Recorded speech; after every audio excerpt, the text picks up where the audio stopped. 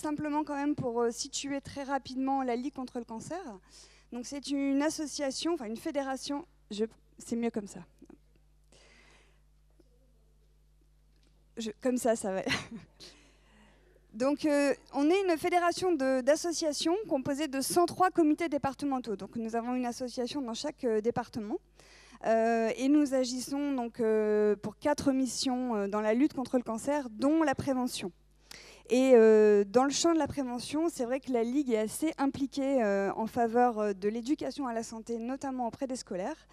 Et c'est donc dans ce cadre qu'elle elle met à disposition des outils, des programmes, des projets, dont en fait l'objectif est de prévenir, mais surtout de travailler sur les comportements qui peuvent entraîner des risques de développer plus tard des cancers.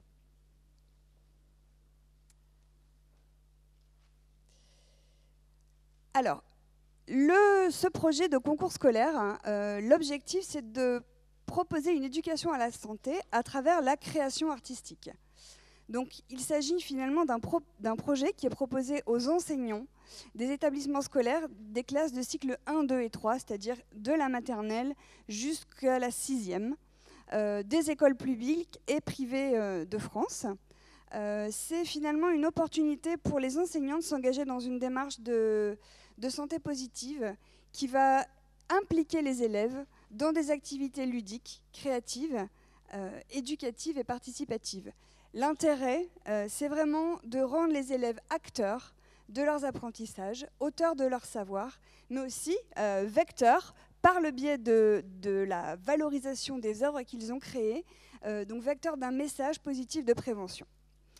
Et puis aussi, ce qui est intéressant à travers ce projet, c'est que la création artistique collective va vraiment être un moyen de favoriser l'assimilation de savoir, donc sur le sujet qui est travaillé, mais aussi de savoir-faire, puisqu'ils vont, selon les supports qu'ils vont travailler, ils vont travailler leur créativité, et des savoir-être, puisqu'on est sur du travail collectif, donc ça va être se mettre d'accord sur ce que l'on veut faire, sur les messages à faire passer, dialoguer, construire ensemble, voilà. Donc chaque année, ce concours scolaire en fait propose une thématique différente, et en 2018-2019, donc l'année scolaire précédente, le thème portait sur les écrans. Alors les écrans, vous allez me dire quel est le lien avec le cancer. Comme je vous l'ai dit, on est sur une démarche globale de prévention et on le sait, on l'a vu, l'usage des écrans a un impact assez important sur la santé en général, l'obésité, notamment la sédentarité, qui sont des facteurs de risque de cancer. Donc sur ce concours, cette année scolaire, 38 départements français ont participé au concours et 18 838 élèves précisément ont travaillé sur la réalisation d'une œuvre artistique. Donc concrètement, qu'est-ce que la Ligue propose ?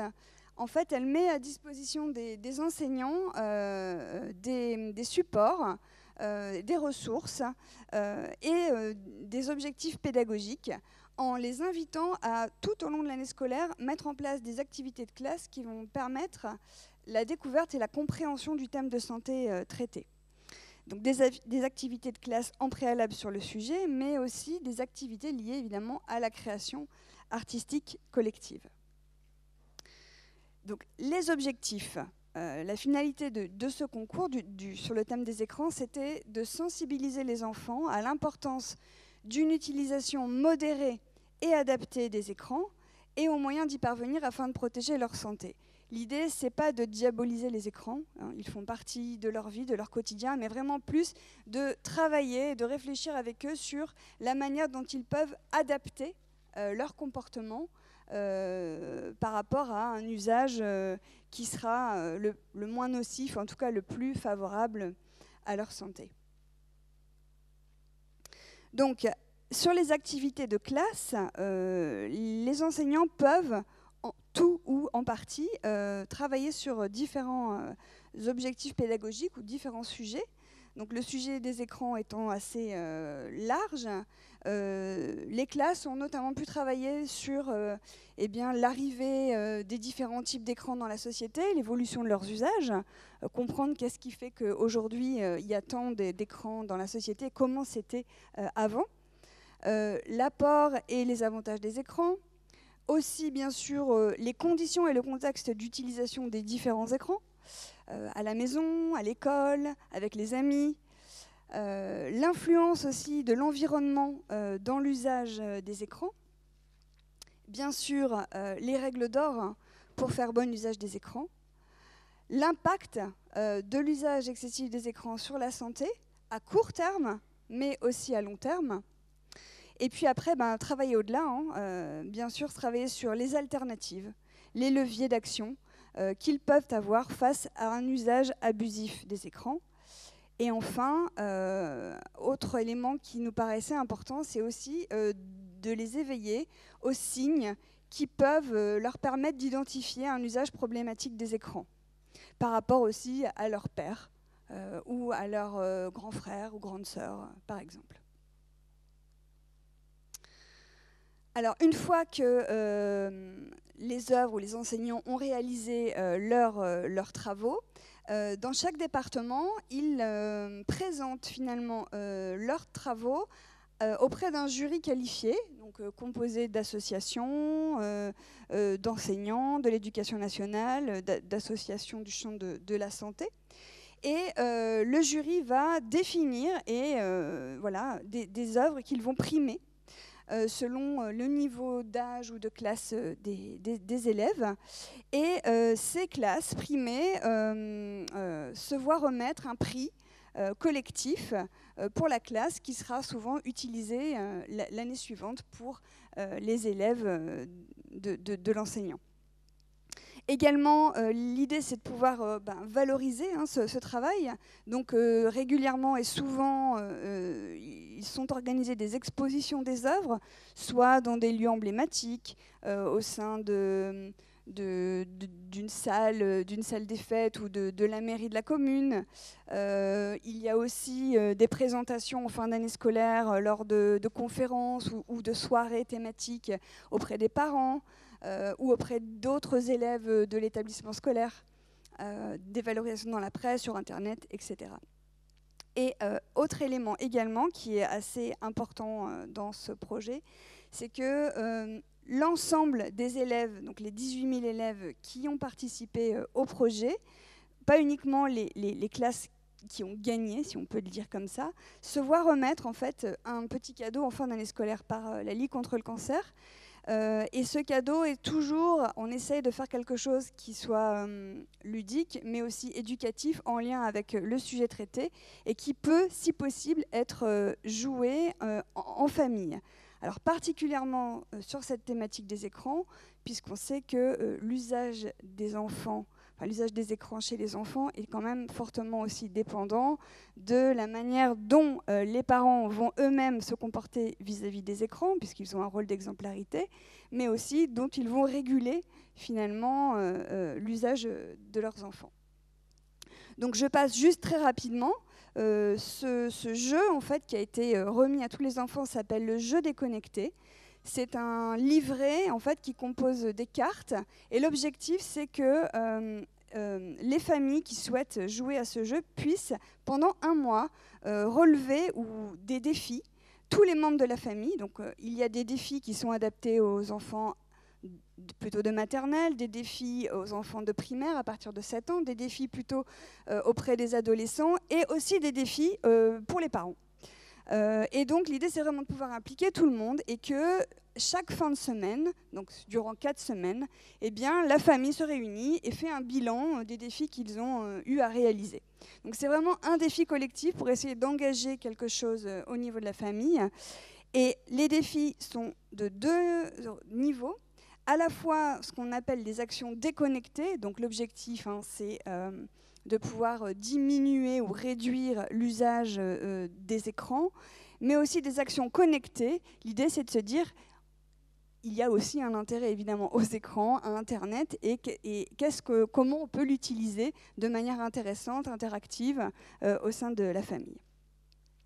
Voilà, ce livret est disponible aussi en téléchargement gratuitement sur le site League-Up de la Ligue contre le cancer. Donc vous avez l'adresse www.ligue-up.net, qui est un site de ressources en éducation à la santé.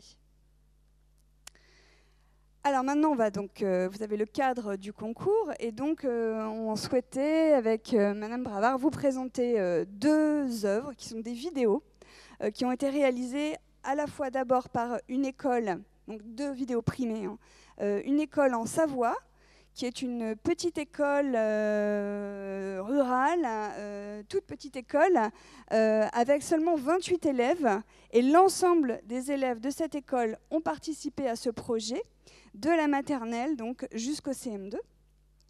Et donc on remercie évidemment ces élèves ainsi que la participation de leur enseignante, qui est Madame de Belair. Et le deuxième projet qui vous sera, la deuxième vidéo qui vous sera présentée, c'est une vidéo réalisée par des élèves de CM1 et de CM2 d'une école du 19e arrondissement de Paris, avec la participation donc, de 2 enseignants, Madame Cathy Dumont et Madame Sabine Algue, auprès de 46 élèves.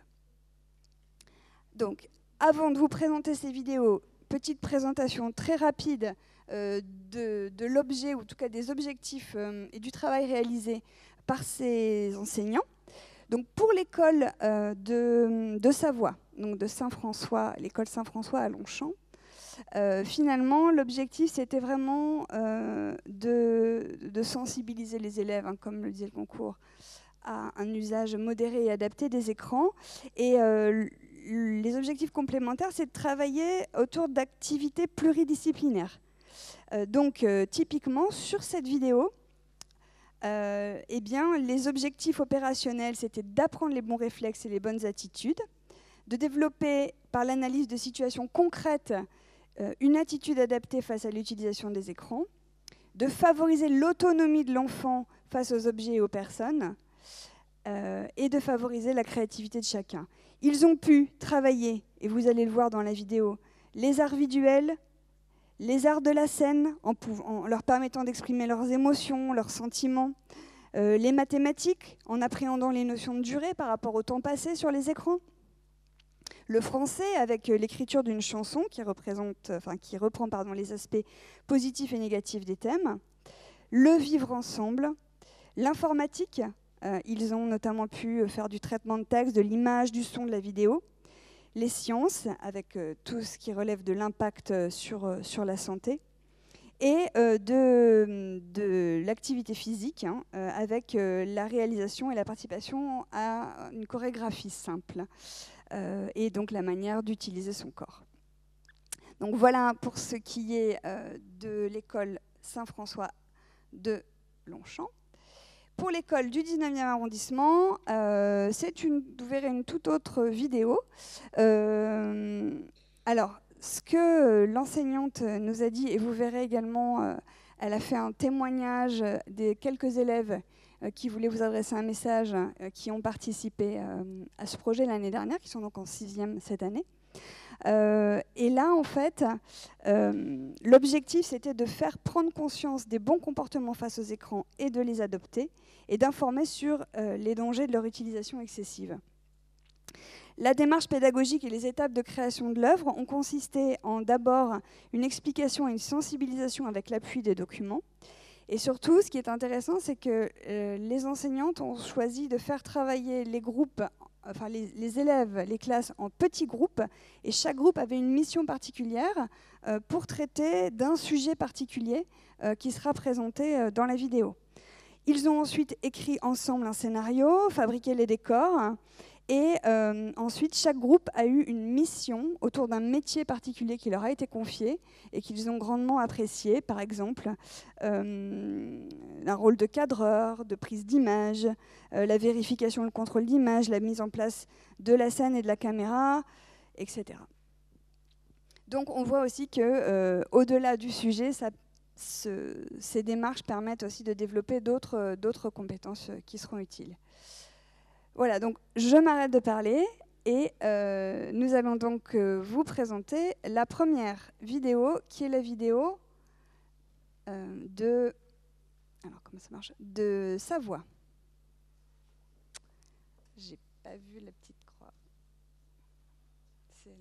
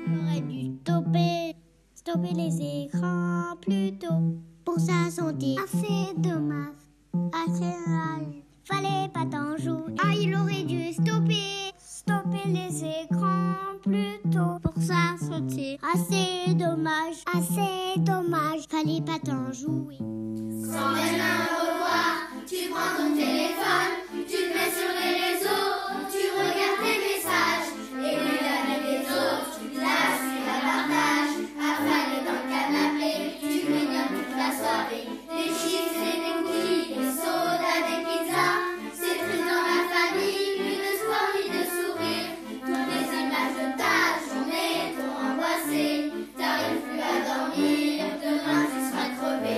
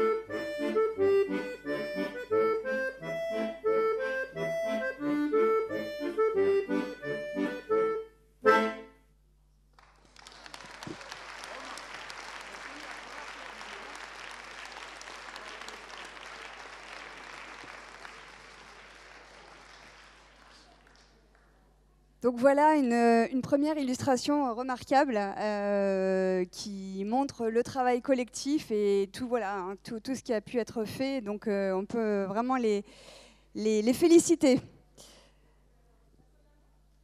Alors cette vidéo, oui, je verrai, on verra avec la FPSSU pour voir comment on peut la mettre à disposition. Bien sûr, il n'y aura pas de souci. Deuxième vidéo, donc la vidéo c'est là, voilà. Donc de l'école du 19e arrondissement. Annuel des écrans.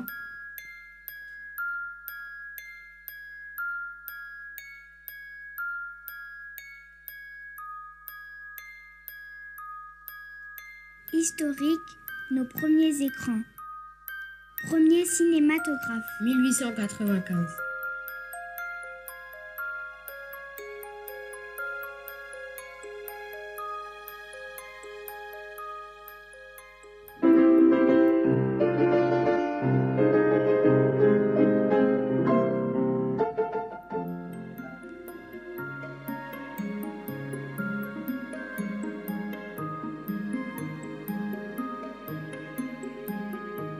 Premier tube cathodique. 1892.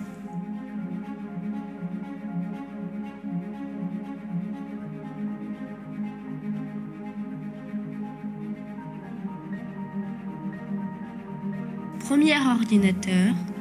1936.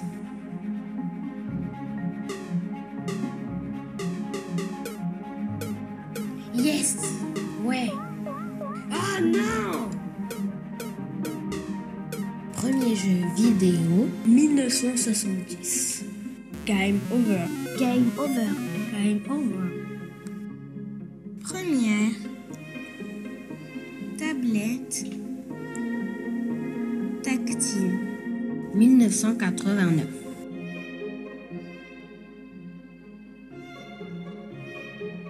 La vue et l'audition.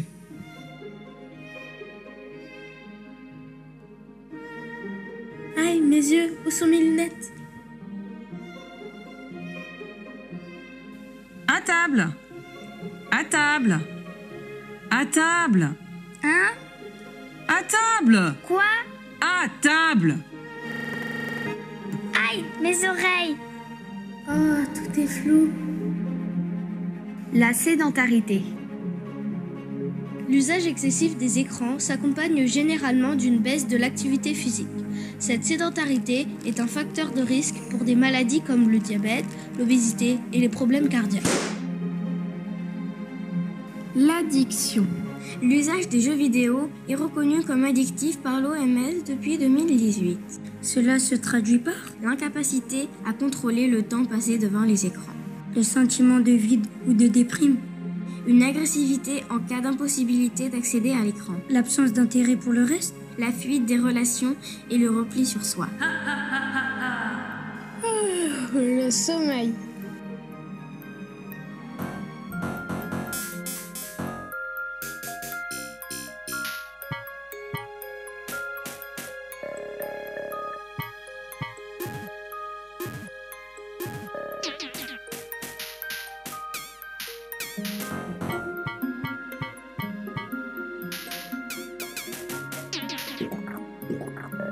La lumière bleue émise par les écrans a un impact néfaste sur notre sommeil.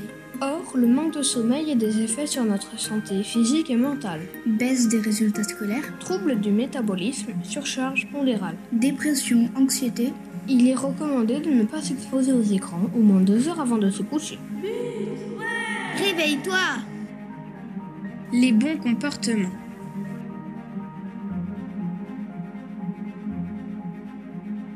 Durée de consultation. Pas trop longtemps, pas trop souvent. Surtout pas avant de s'endormir. Petit conseil aux adultes, veillez à ce que le contenu des jeux vidéo soit adapté aux enfants.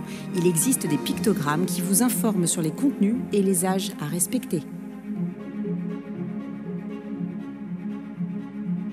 Ce film a été réalisé par l'école primaire 9 rue Tendou, Paris 19e.